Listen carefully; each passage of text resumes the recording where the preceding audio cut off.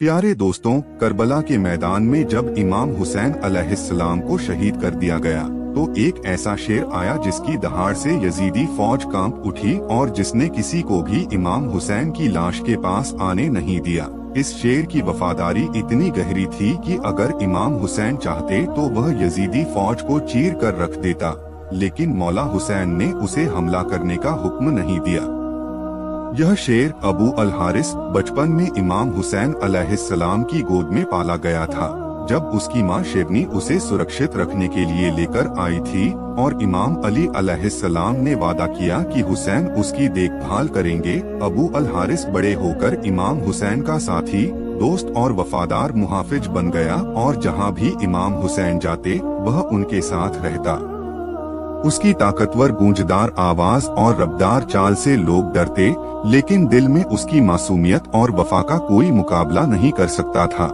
जब लोग डर के मारे इमाम अली अलैहिस्सलाम के पास आए और कहा कि अबू अल हारिस बहुत बड़ा और खतरनाक हो गया है, तो इमाम ने उसे आजाद करने का हुक्म दिया, लेकिन इमाम हुसैन ने सिर्फ अगले दिन तक इंतजार करने के लिए कहा।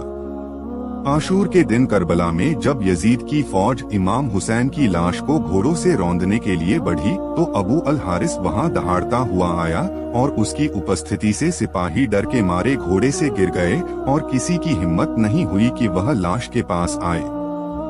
बीबी फिजा ने अबू अल हारिस को पुकारा और वह बिजली की तरह दौड़ता हुआ जंगल से मैदान करबला में आया। इमाम हुसैन की लाश के पास बैठ गया, सिर झुकाया और अपने मौला के खून से माथा रंग लिया, जैसे वफा की मोहर लगा रहा हो। कई घंटे या दिन तक उसने उस लाश का पहरा दिया और जब बीबी फिजा ने उसे लौटने का हुक्म दिया तो अबू अल हारिस आखिरी बार झुककर करबला की रेत से दूर चला गया।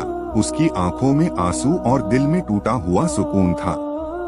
यह कहानी अबू अल हारिस की वफा और इमाम हुसैन अलैहिस्सलाम से उसकी मोहब्बत की जिंदा मिसाल है, जो हमें यह सिखाती है कि मजलूम की मदद और हर मखलूक पर रहम ईमान की अलामत है। और अबू अल हारिस ने अपने मौला की इज्जत और हिफाजत के लिए इंसानों को भी पीछे छोड़ दिया।